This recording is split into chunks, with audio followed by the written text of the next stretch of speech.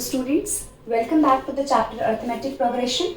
In the previous video we have done the questions based on the sum of first n terms of an AP, which is Sn is equals to n by 2 to a plus n minus 1 into d. Now we will do few more questions based on this formula. Okay, तो हमारा question क्या कहता है, the first and the last term of an AP are 17 and 350. Okay, and if the common difference is 9, how many terms are there and what is the sum? हमें ये बोला गया है कि फर्स्ट टर्म हमारा AP का क्या है 17 है और लास्ट टर्म हमारा AP का क्या है 350 है. ठीक है, and if the common difference is 9, common difference हमारा क्या गिवन है 9 गिवन है, and how many terms are there and what are the sum, मतलब हमें n निकालना है और हमें क्या निकालना है Sn निकालना है. ठीक है, अब हमने एक फॉर्मूला पढ़ा था जहां पे हमें an is equals to a plus n minus 1 into D वाला फॉर्मूला हमने लगाया था. ठीक है, इसको हम L का फॉर्मूला भी बोल सकते हैं. an is equals to a plus n minus 1 into D को इसको हम लिख सकते हैं L is equals to a plus n minus 1 into D. Last term जब गिवन हो तो हम ऐसे भी लिख सकते हैं. ठीक है, तो हमारा ये हम L की जगह क्या रखेंगे 350 इज इक्वल्स टू a हमें क्या गिवन है, फर्स्ट हमारा a होता है plus n minus 1 into D हमारा क्या है 9 है.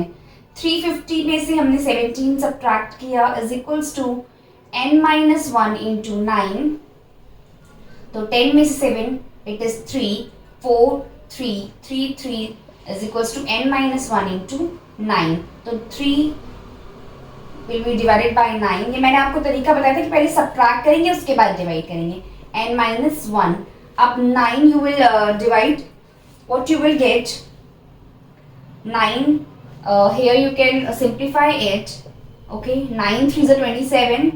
Okay, 9 4 36, so 3 is a 27. Okay, and 13 minus 7 it is 6, so 7 9s 9 7s are 63. Okay, so what you will get 37.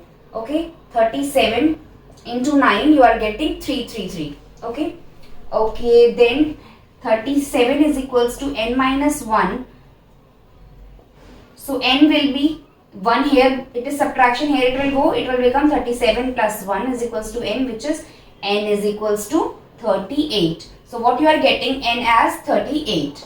Now n की वैल्यू हमें पता चल गई क्या आ रही है 38 आ रही है. ठीक है, तो हमने यहाँ लिख दिया n 38 है.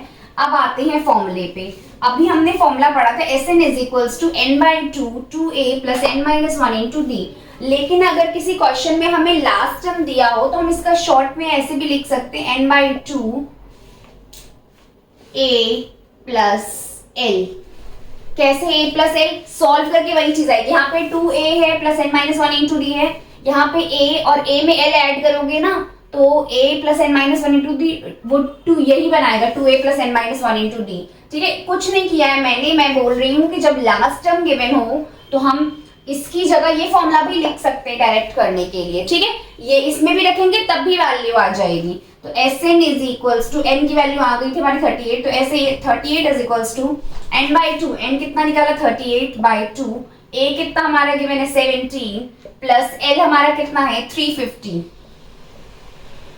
ओके, तो 38 अपॉन 2 इट इज 19, और इसमें 17 में 350 ऐड करेंगे तो हमारा 7 6 और 3.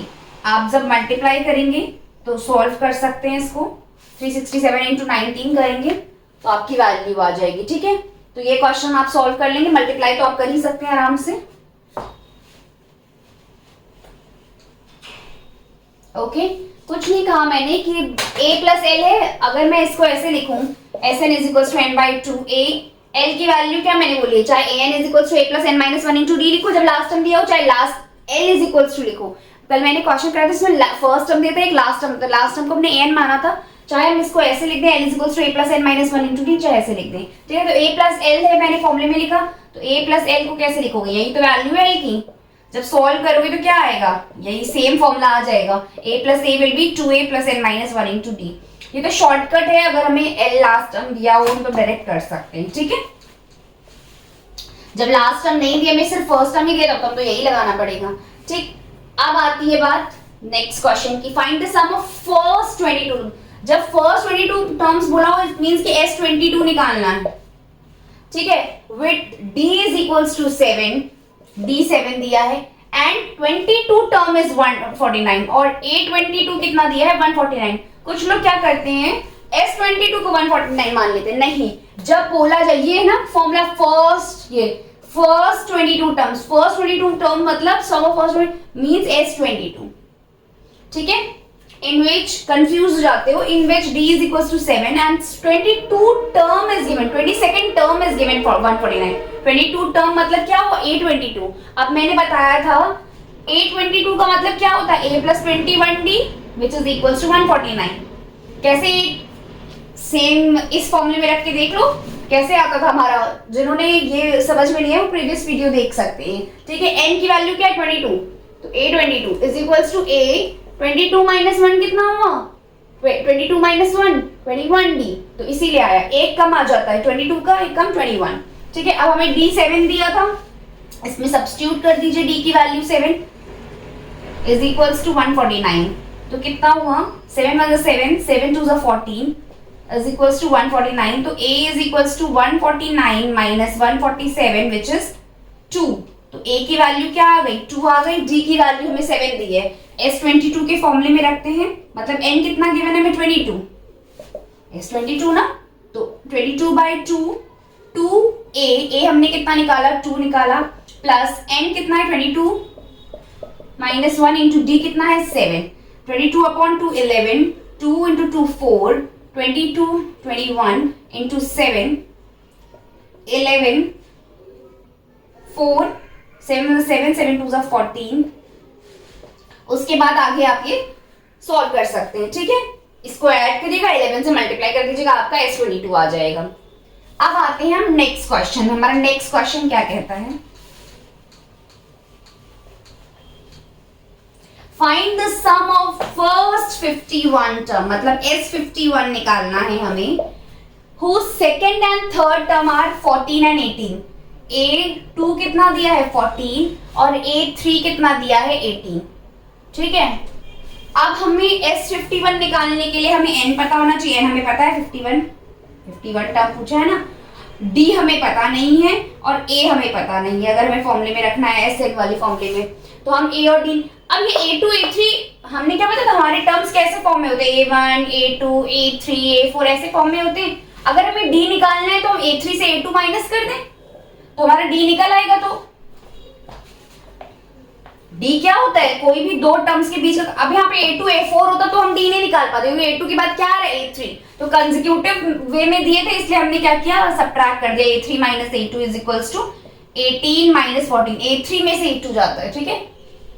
सेकेंड टर्म 18 माइनस और ये कितना आ गया 4 आ गया, ये तो इजी वे हो गया। अगर किसी को प्रॉब्लम है तो उस ये एक तरीका ये भी है, A2 क्या होता है A plus D is equals to 14, क्योंकि 2 है तो यहाँ पे क्या आएगा 1D, यहाँ पे देखो अगर N2 है तो यहाँ पे क्या आएगा 2 माइनस 1 1D, और A3 को क्या लिख सकते हैं A plus 2D is equals to 18। ये फर्स्ट इक्वेशन हो गई, ये सेकेंड इक्वेशन हो गई।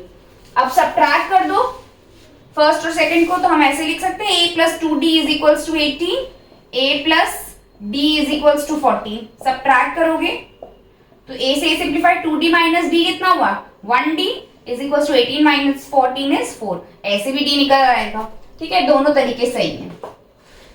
अब हमारा D कितना आ गया 4 आ गया, हम यहाँ पे D4 लिख देते हैं, हमारा D कितना आया 4, ठीक है। अब हमें A निकालना है, अब जब D4 आ गया तो A निकल आएगा, इसको क्या लिखते हैं हम लोग A plus D is equals to 14 मैंने बताया था, इसको लिखेंगे यहाँ पे N की जगह 2 रख के देख लो जिन्हें प्रॉब्लम है, A N तो A प्लस 2 माइनस 1 1D, तो A 1D लिखो चाहे D लिखो, A plus D is equals to 14। अभी हमने A क्या D निकाला था 4, तो A क्या आ गया 14 माइनस 4 विच इज 10, ठीक है। तो A की वैल्यू क्या आ गई 10।